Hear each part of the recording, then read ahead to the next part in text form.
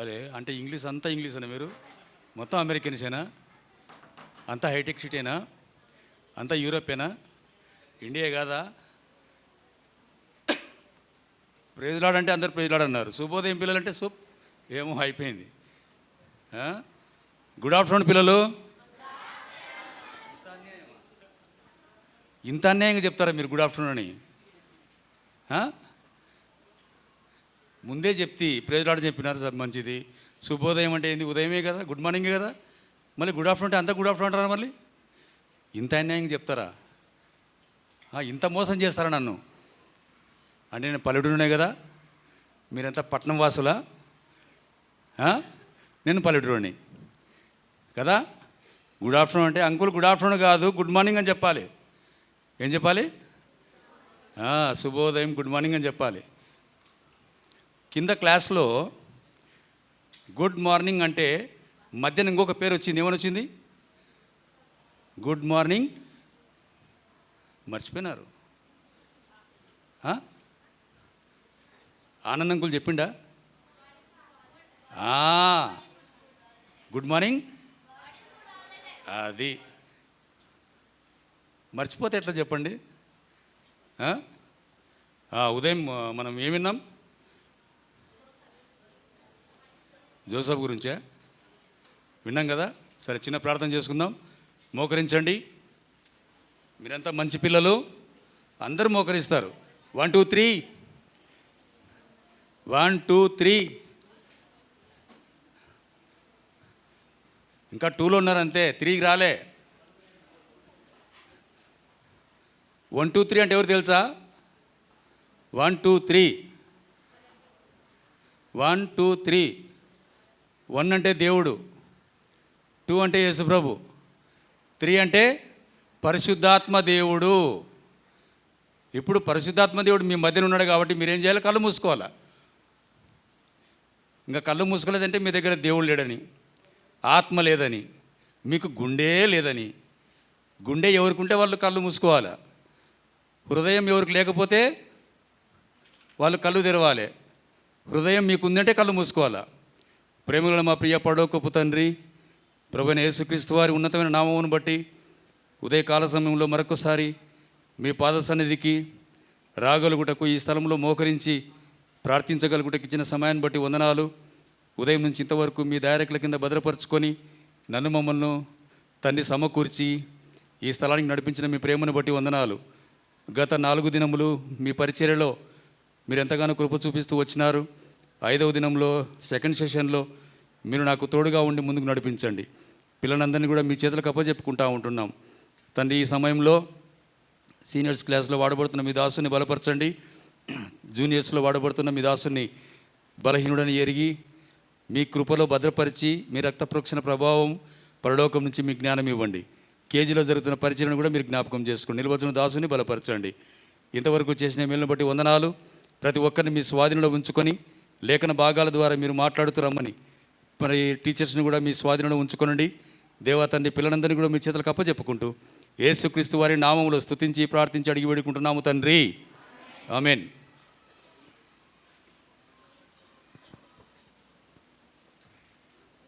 ఉదయకాలంలో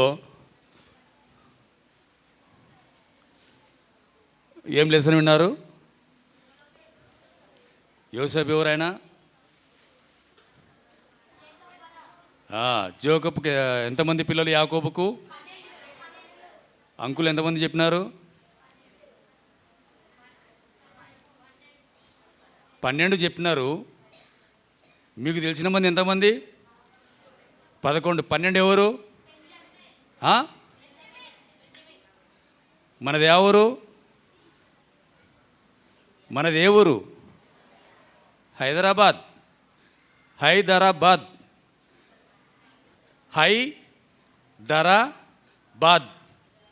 అంటే ఎక్కువ డబ్బుతో మనల్ని కొట్టేది హైదరాబాద్.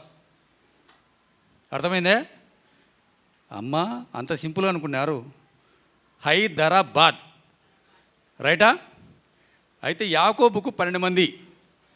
12 మంది సంతానంలో 11 మంది మగ సంతానం, అబ్బాయిలు. 12 వాళ్ళు ఎవరు? అమ్మాయి. ఆ అమ్మాయి పేరు ఏం పేరు? దీనా. ఏం పేరు? మర్చిపోకూడదు, అందుకే బైబిల్ చదువుకోవాలి. రైటా? 11 మంది ఉన్నారు. 11 మందిలో ఒక ఆయన ఎక్కడికి వచ్చినాడు? ఐగుప్తుకు వచ్చినాడు కదా. ఎవరి దగ్గర ఉన్నాడు ఆయన? ఫరో రాజు. ఆ రాజ్యానికి రాజు ఆయన. శతాధిపతి ఎవరు? పోతిఫర్. మర్చిపోకూడదు. అమ్మ ఇక్కడ తిరిగమ్మా. అమ్మాయి వెనక్కి ఇటు తిరుగు. అప్పుడే నీకు 70 ఏళ్ళు వస్తే ఎట్లమ్మా? 70 సంవత్సరాల మాదిరి గోడ కానేసినావు. గోడ కానుకుంటే నిద్ర వస్తుంది. నా వైపు చూస్తే మెలకు వస్తుంది. ఏమొస్తుంది? నిద్రమత్తు పోతుంది. ఎందుకు? ఇప్పుడే తిన్నాం కదా, నిద్ర వస్తుంది. ఇక్కడ చూడాలమ్మా, నా వైపు చూడాలి.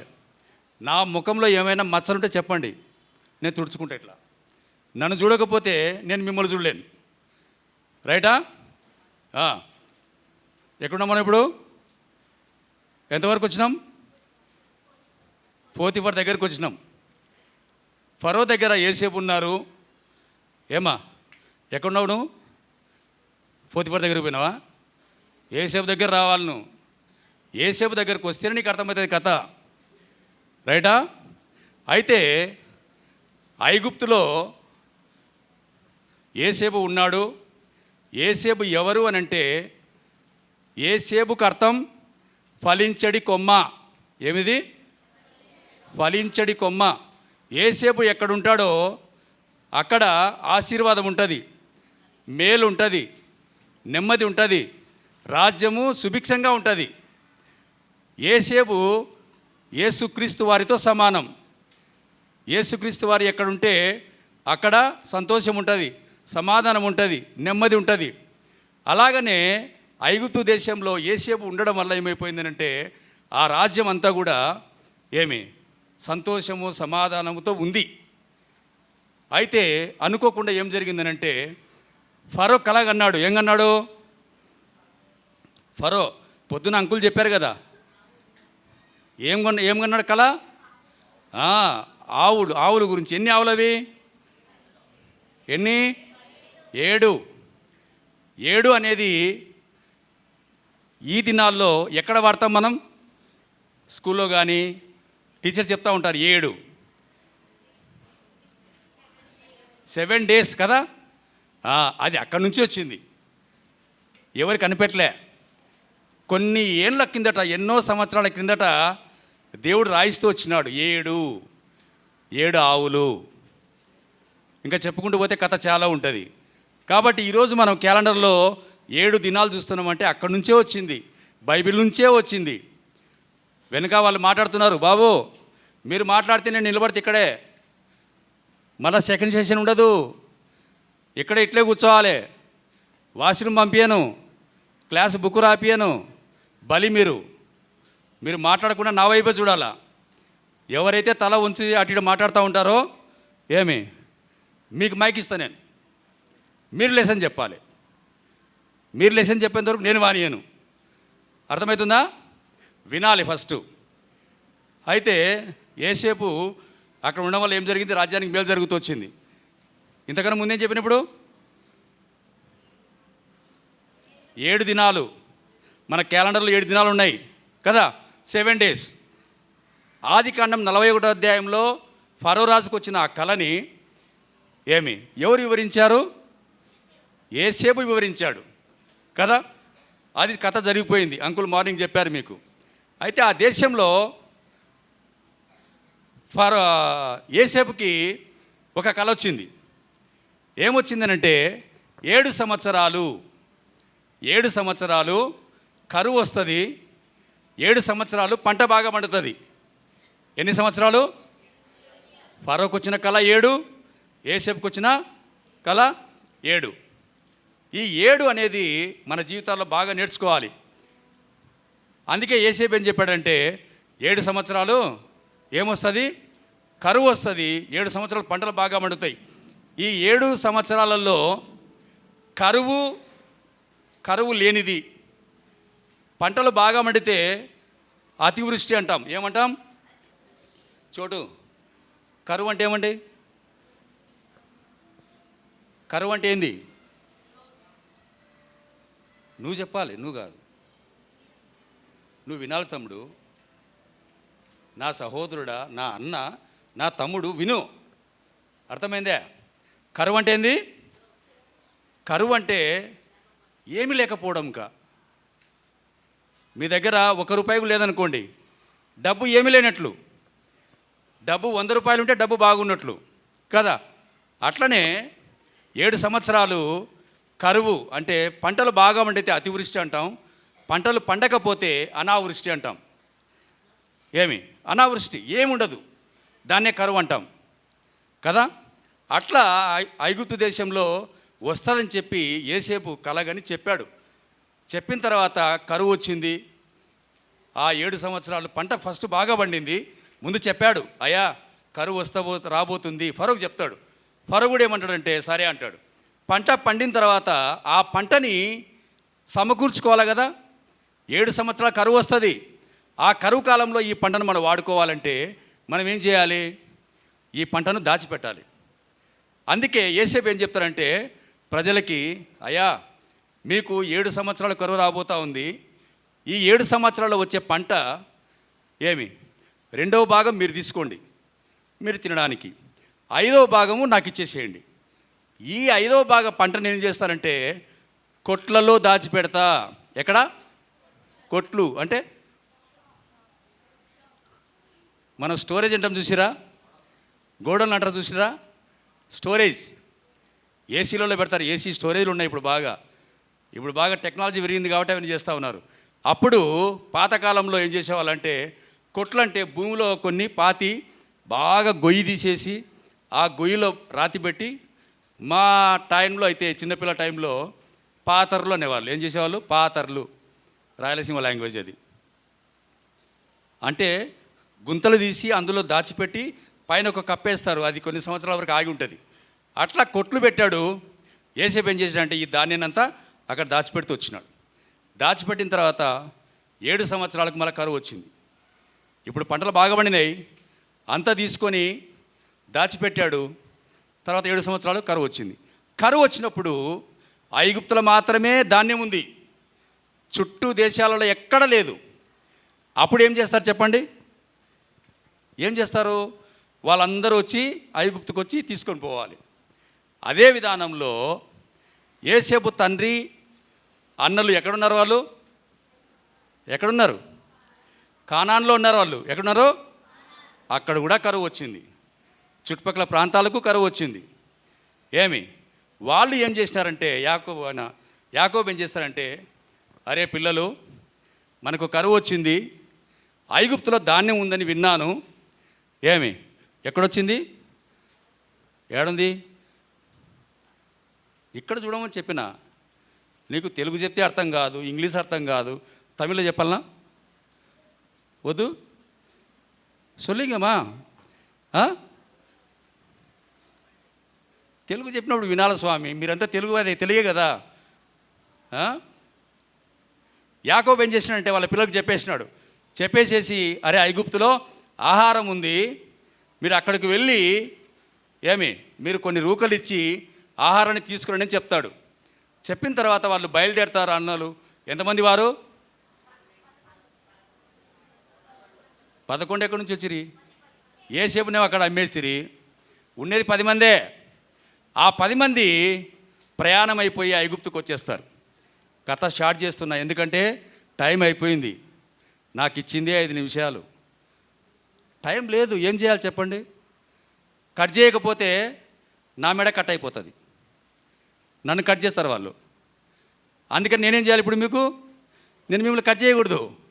మిమ్మల్ని కట్ చేస్తే మీరు ఏడుస్తారు. అందుకని నన్ను నేను కట్ చేసుకోవాలి. బాగా కూర్చోబాయ్, నన్ను నేను కట్ చేసుకోవాలా. అందుకని నేను నాకు ఇచ్చిన పేపర్లో ఉన్న మ్యాటర్ నేను చేస్తున్నా, నేను కట్ చేస్తున్నా. అది నన్ను ఏం చేయలేదు, అంతే కదా. నన్ను ఏం చేస్తుంది పేపరు? ఏం చేయలేదు. అందుకని విషయం ఏదనంటే వాళ్ళందరూ వస్తారు. వచ్చిన తర్వాత ధాన్యము కొనుగోలు చేస్తారు, తీసుకొని వెళ్తారు. అయితే వాళ్ళు వచ్చినప్పుడు యోసేపు ఒక మాట అంటాడు, మీరు వేగులవారు అనుకుంటున్నాను అంటాడు. వేగులవారు అంటే ఎవరు? అంటే ఈ పొద్దు భాషలో, మన భాషలో చెప్పాలంటే, మీ ఇంగ్లీష్ భాషలో చెప్పాలంటే జర్నలిస్ట్ వీళ్ళు ఉన్నారు కదా, గూఢాచారులు.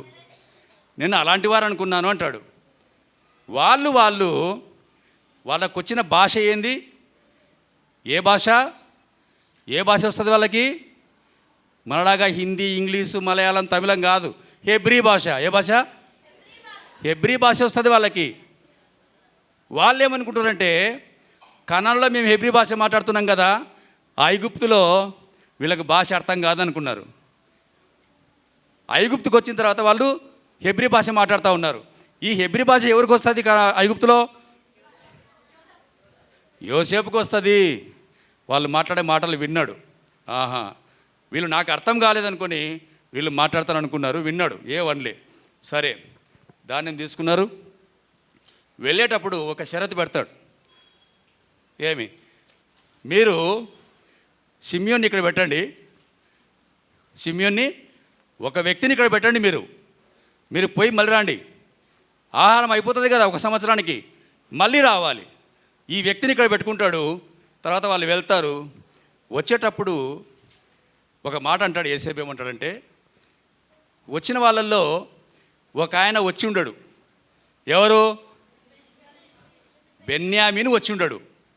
బెన్యామీన్ని తన దగ్గరే పెట్టుకుంటారు, ఎందుకంటే చిన్నవాడు కదా. ఏమి? యోసేపు తర్వాత మళ్ళీ ఆయనే. అందుకని చిన్న కుమారుడు అక్కడ పెట్టుకుంటాడు. ఇక్కడ యోసేపు షిమ్యోన్ని పెట్టుకుంటాడు, యాకోబు బెన్యామీని పెట్టుకుంటాడు. అయితే మొదటిసారి వచ్చినప్పుడు షిమ్యోన్ని ఇక్కడ పెట్టి తర్వాత వెళ్తారు.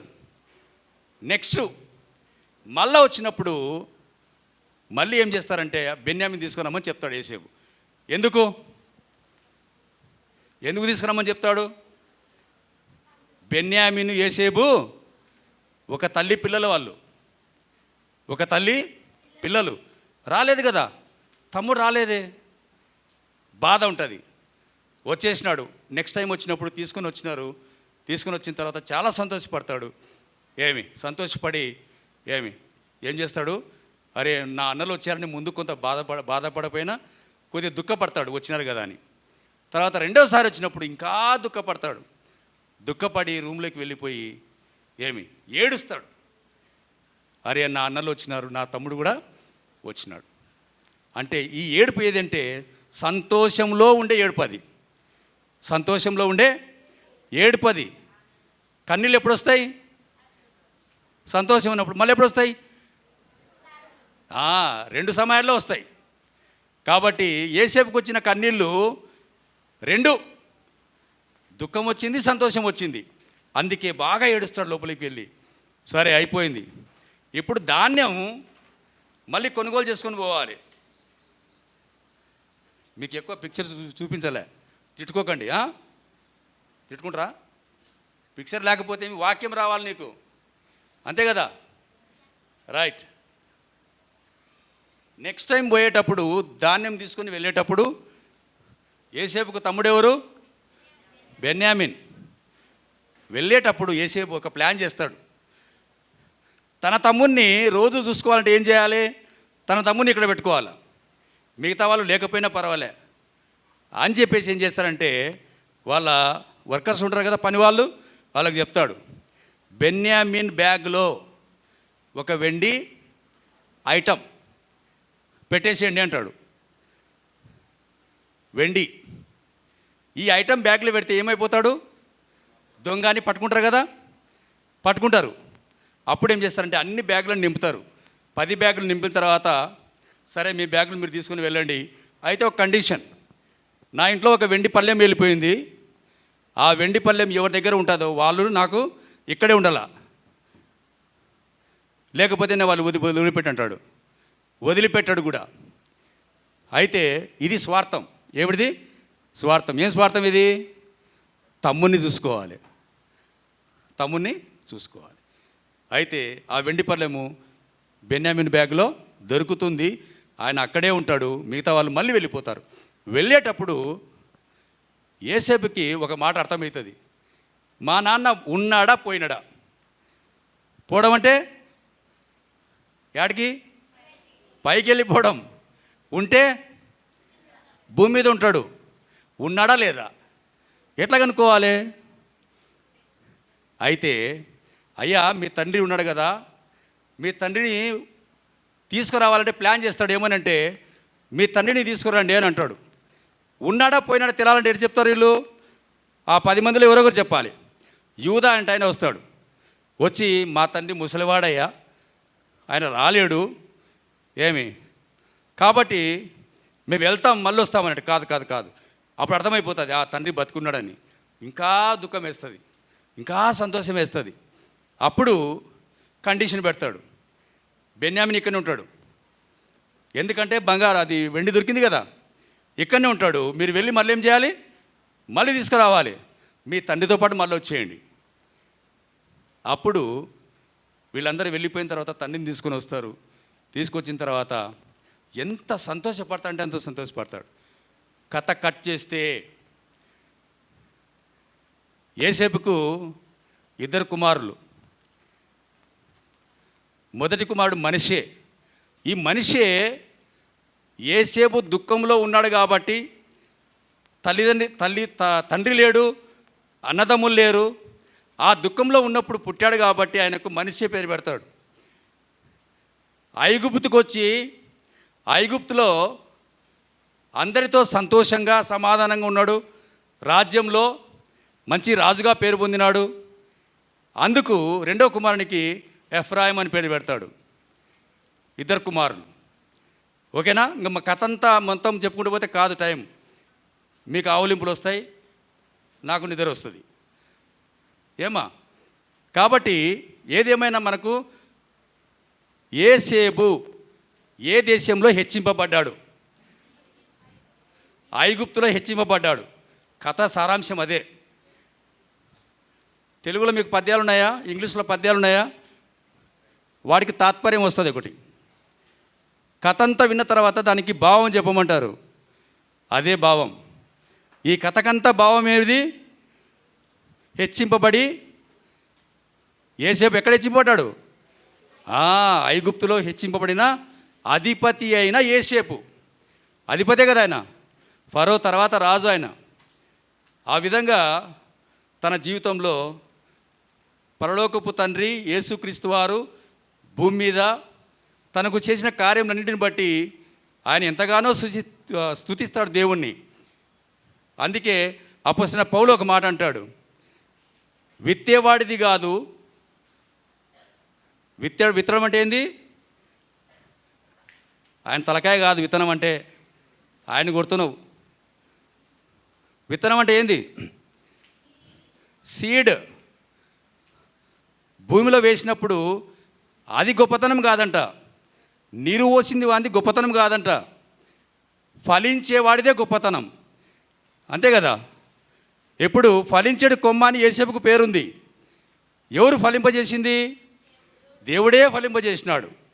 అంటే యోసేపు is equal to Jesus Christ. యోసేపు ఎవరితో సమానం? యేసుక్రీస్తు వారితో సమానం.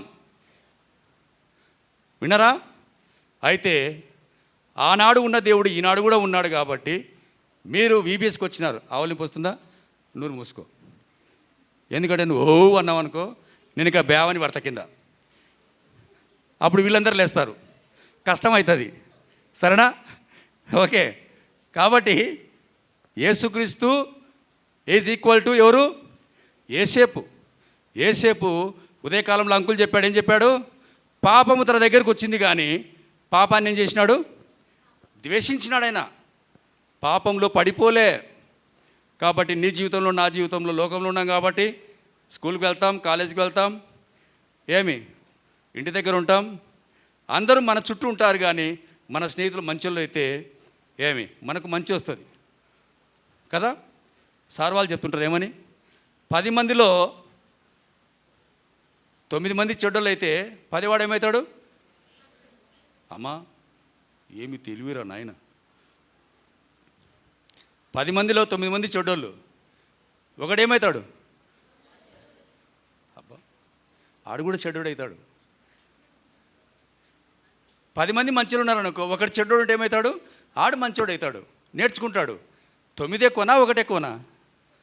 అంటే మీకు తెలివి ఎక్కువ. ఎట్లా తెలుసా? అంకుల్ 1 తర్వాతనే 9 వచ్చింది. 1 పెద్దదే, 9 పెద్దదే. మరి నేను అదే చెప్పేది మీకు. 9 మంది చెడ్డోళ్ళు ఉంటే ఒకరు మంచోడైతే వాడు కూడా చెడ్డవాడని కానీ కారణం ఉంది. లోకంలో చెప్తున్నా నేను. బైబిల్ పరంగా చెప్తే దేవుడు వాళ్ళని కూడా మారుస్తాడు. అట్లనే మీరు లోకంలో ఉన్నప్పుడు యేసుక్రీస్తునందు విశ్వాసం ఉంచితే ఏమి, ఆయన యందు విశ్వాసం ఉంచడం ద్వారా మీలో కార్యం జరుగుతుంది కదా. అంటే వాక్యము చెప్పేవాడిది కానీ మిమ్మల్ని పురికొల్పేవాడిది కానీ ఏమీ ఉండదు. మీలో కార్యం జరిగించేవాడు ఏ దేవుడు? ఏ దేవుడు? పరలోకపు తండ్రి యేసుక్రీస్తు వారు. ఆయనే కార్యం చేయాలి. చెప్పే నాలో ఏం లేదు, వింటున్న మీలో ఏం లేదు. మీలో కార్యసిద్ధి చేసేవాడు దేవుడే. కాబట్టి ఆయన ఎందుకు విశ్వాసం ఉంచాలి? ఆయనను నమ్మి మీ హృదయంలో చేర్చుకోవాలి. అట్లే కూర్చోండి. 2 మాటలు చెప్తాను, పలకండి. మూగోళ్ళు ఎవరు లేరు కదా? మూగవాళ్ళు ఎవరైనా ఉండరా? ఉంటే చేతులు ఎత్తండి. ఎవరు లేరు కదా? అంటే మీరందరూ బాగా మాట్లాడతారని. మీరు నోరు తెరిచి పలకలేదనుకోండి, మీ నోటిలో ఉండే వాసన మీ నోట్లోనే ఉంటుంది. అది వాసన. నోరు విప్పితే పక్కోనికి వాసన వస్తుంది. అరే ఏమిరా నాయన, పొద్దున బ్రష్ చేసినావా లేదా? నువ్వు రేపటి నుంచి బ్రష్ చేస్తావు. అర్థమవుతుందా? మర్చిపోయారు ఎవరన్నా బ్రష్ చేసుకోకుండా? అందరూ పలుకుతారు కదా. యేసు ప్రభువా, ఆయన వలకలే చూడు, 2 కాళ్ళు పైకి ఎత్తినాడు. యేసు ప్రభువా, నేను జన్మతః పాపిని, మీరు VBSకి నడిపించినారు. ఇక్కడ యేసుక్రీస్తు వారు గొప్ప దేవుడు, నన్ను రక్షించేవాడు, నా పాపం నుండి తీసివేసేవాడు, తన రక్తంలో కడిగి శుద్ధీకరించి పరిశుద్ధపరిచి తన బిడ్డగా చేసుకునేవాడు. నా ఆరోగ్యము, నా చదువు, నా దీనస్థితి, నా పాపస్థితి తుడిచివేసేవాడు. ఆయన దగ్గరికి వచ్చినప్పుడు నన్ను రక్షించేవాడు. నన్ను రక్షించమని విశ్వాసముతో యేసుక్రీస్తు నామములో నిన్నే అడిగి బ్రతిమలాడి కోరుకొని సాష్టాంగపడి పూజించి అడిగి వేడుకుంటున్నాను తండ్రి. ఆమెన్. ఆమెన్ అంటే ఏంది? అవునుగాక అని. మీరు ఆమెన్ చెప్పలేదనుకోండి, నోరు అట్లే ఉంటుంది, అట్లే ఉంటుంది. ఆమెన్ అనాలి. ఏమనాలి? రైట్. ఇప్పుడు మంచి పిల్లలు, చిన్న ప్రార్థన చేసుకుందాం. మోకరించండి. 1 2 3 అంటే ఎవరు? 1 2 3 అంటే ఎవరు? తండ్రి, కుమార, పరిశుద్ధాత్మ. అందుకే మీకు 3 సార్లు చెప్పింది, 4వసారి చెప్పలే. చూసిరా? 1 2 3 అని చెప్పినారు. అంటే దేవుడు, యేసుక్రీస్తు వారు, పరిశుద్ధాత్మ. కళ్ళు మూసుకుందాం. ఇంకా పరిశుద్ధం దగ్గరికి రాలే, ఇంకా ఆమె ఆవలిస్తుంది, నిద్ర వచ్చేసింది అప్పుడే. పరిశుద్ధాత్మ దేవుడు ఉన్నాడా లేదా? కళ్ళు మూసుకో. మరి నువ్వు కళ్ళు తెరిస్తే లేడని, ఇంకా యేసుక్రీస్తులో ఉన్నావని. కళ్ళు మూసుకోమా, కళ్ళు మూసుకో. మీ కళ్ళు మూసుకుంటే మీ దగ్గరికి వచ్చి కళ్ళల్లో ఎవరు ఏమి కొట్టరు. కళ్ళు తెరిస్తేనే ఒక మొల తీసుకొని కళ్ళ దగ్గరికి వస్తారు. అంటే నేను మళ్ళీ ఇంగ్లీష్ చెప్పారు, క్లోజ్ యువర్ ఐస్ అని గట్టిగా అరచాలి. మీరు ఇంగ్లీషు, నేను తెలుగు. కళ్ళు మూసుకోండి. ప్రేమగల మా ప్రియ పరలోకపు తండ్రి, యేసుక్రీస్తు వారి నామములో ఇంతవరకు తండ్రి లేఖన భాగాల ద్వారా మీ పిల్లలతో మీరు మాట్లాడేందుకు స్తోత్రాలు. గ్రూపుడుగా వారు మంచిగా రాయగలటకు సహాయం చేయండి. చివరి తీర్మానం వారి జీవితాల్లో నెరవేర్చమని, మీ రక్త ప్రోక్షణ కింద జ్ఞాపకం చేసుకోమని. దేవా, మీరు మాత్రమే దేవుడవు, వారిని రక్షించే దేవుడవు. వారి సంతోషంలోను, దుఃఖంలోను, శ్రమల్లోను ఆదరించే దేవుడు, ఆనాడు యేసేపుకున్న దేవుడు మీ పిల్లలకు ఉన్నారని నమ్మి స్తుతిస్తూ మా సహవాసాన్ని దీవించమని ఈ కొద్ది స్తుతి ప్రార్థన యేసుక్రీస్తు వారి నామములో అడిగి పెట్టుకుంటున్నాం తండ్రి. ఆమెన్.